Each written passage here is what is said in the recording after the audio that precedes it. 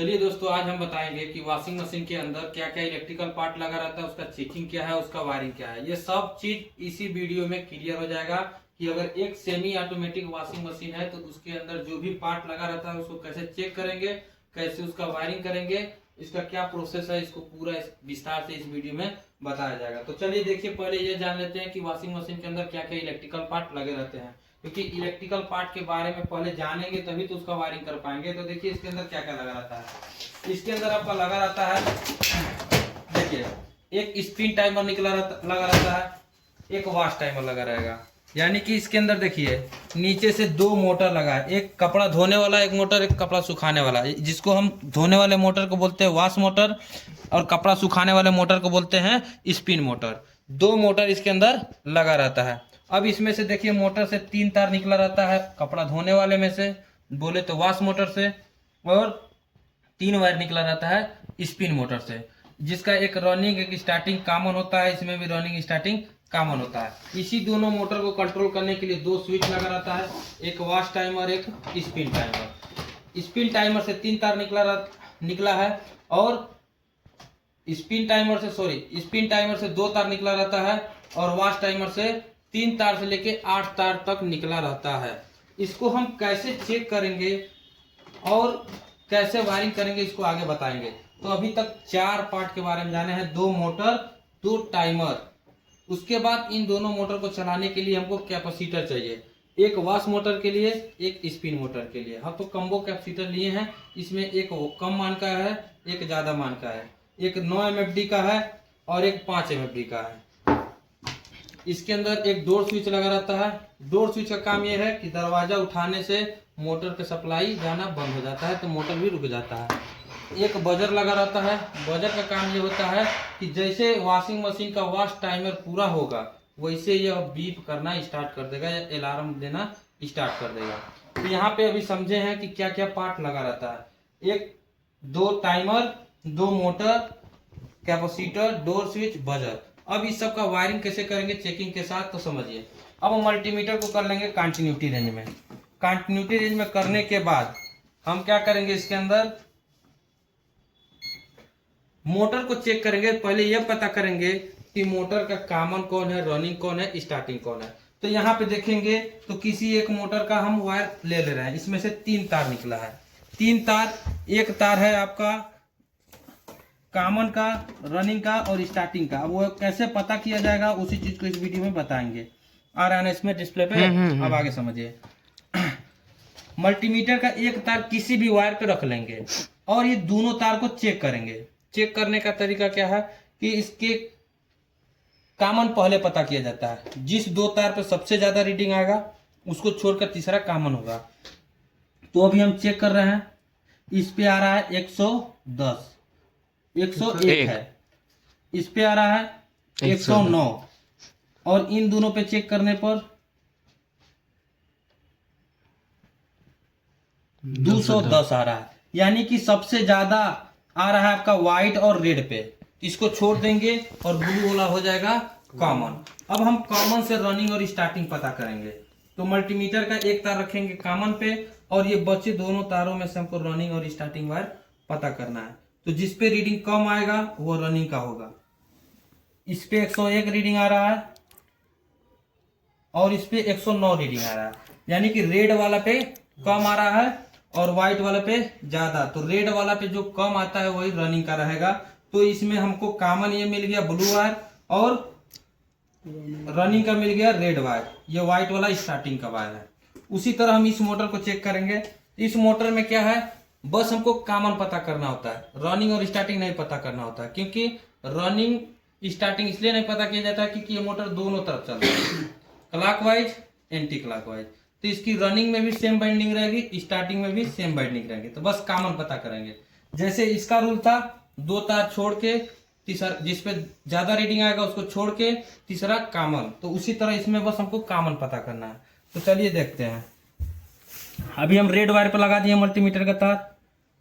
इस पे आ रहा है 71। अब व्हाइट वाले, रेड से व्हाइट चेक कर रहे हैं तो 36 आ रहा है और इन रेड वाले को छोड़ के और व्हाइट और येलो को चेक कर रहे हैं तो 36 आ रहा है।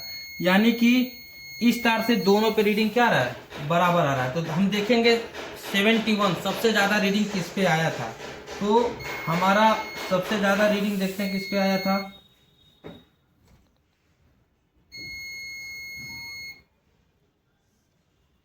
देखिए सबसे ज्यादा आपका रीडिंग आया था येलो और रेड पे, यानी कि इसमें ये व्हाइट वाला क्या हो गया, कॉमन हो गया। तो हम कॉमन को क्या करेंगे, इसमें पहचानने के लिए गांठ लगा दिए। इसमें कॉमन को पहचानने के लिए हम क्या किए, इसके अंदर गांठ लगा देंगे ताकि हम वायर को पहचान ले कि कौन सा कॉमन है। चलिए अब हम मोटर का कॉमन, रनिंग, स्टार्टिंग पता करनी है दोनों मोटर का।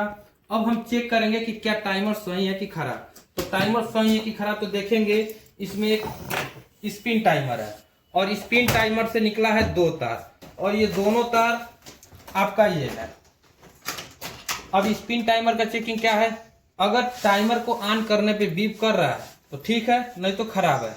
और ऑफ पोजीशन पे बीप नहीं करना चाहिए, तभी तो ऑफ है, तो कोई बीप नहीं आ रहा है या कोई रीडिंग नहीं आ रहा है। अब हम टाइमर को कर लेंगे ऑन। ऑन हो गया, आवाज तो सुन रहे होंगे, देखिए इसमें बीप आ रहा है, यानी कि ये टाइमर क्या है, सही है। अब इसको बंद कर लेंगे। अब इस टाइमर को चेक करेंगे, वॉच टाइमर को। वॉच टाइमर से वॉच टाइमर से आपका 3 तार निकला रहता है। अब ये 3 तार ही मेन रहता है, बाकी तो बहुत वायर निकले होते हैं, इसका वीडियो हम बनाए हैं, डिस्क्रिप्शन में डाल देंगे। तो अभी यहाँ पे देंगे 3 तार। तो अब ये 3 तार किसके होंगे, एक से फेस इन होता है और 2 से फेस आउट होगा। मतलब इसमें से एक फेस इन होगा, 2 आउट होगा। यही दोनों मोटर को एक बार सीधा घुमाता है, एक बार उल्टा घुमाता है। मतलब एक रनिंग पे जोड़ देंगे, एक बार स्टार्टिंग पे जोड़ देंगे। तो हम चेक करते हैं इसमें फेस का वायर इन कौन है। तो इसमें पता करने के लिए मल्टीमीटर का तार एक पे रखेंगे। जिस तार से दोनों तार पे बीप आएगा, तो जिससे आया है वही फेस इन का है, और जो दोनों पे आया वो कैपेसिटर पे जोड़ देंगे। मतलब कि अगर हम मल्टीमीटर का तार यहां रखें तो मल्टीमीटर का दूसरा तार ये भी बीप करना चाहिए, ये भी बीप करना चाहिए, तब ये फेस इन का होगा। लेकिन इसको चेक करने के लिए कम से कम 8 से 10 सेकंड हमको रुकना पड़ेगा, क्योंकि वेट करना पड़ता है। टाइमर जब तक चेंज नहीं करेगा तब तक बीप नहीं आएगा। तो अभी हम किसी एक तार पे हम मल्टीमीटर का तार रख ले रहे हैं। अभी हम रख लिए हैं, किस पे रखे हैं, ब्लू पे। देखिए कंटिन्यूटी में है, ब्लू पे रखे हैं। अब इस टाइमर को करेंगे ऑन। इस टाइमर को क्या किया जाएगा, ऑन किया जाएगा।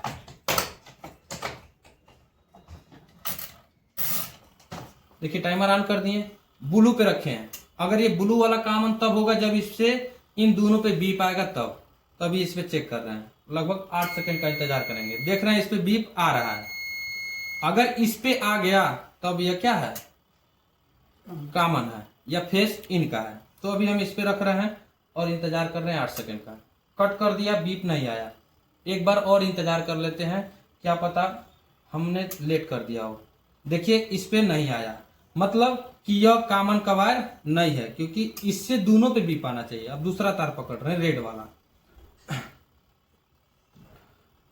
अब इस पे चेक करेंगे रेड वाला कॉमन कब होगा, जब इस दोनों तार पे बीप आएगा तब। तो अभी हम रेड पे रखे हैं और इन दोनों को बारी बारी से चेक करेंगे।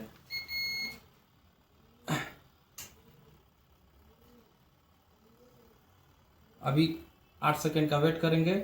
वेट करने के बाद देखते हैं बीप आ रहा है कि नहीं। देखिए बीप आ गया। अगर यह कॉमन तब होगा जब इस पे भी बीप आ जाएगा तब।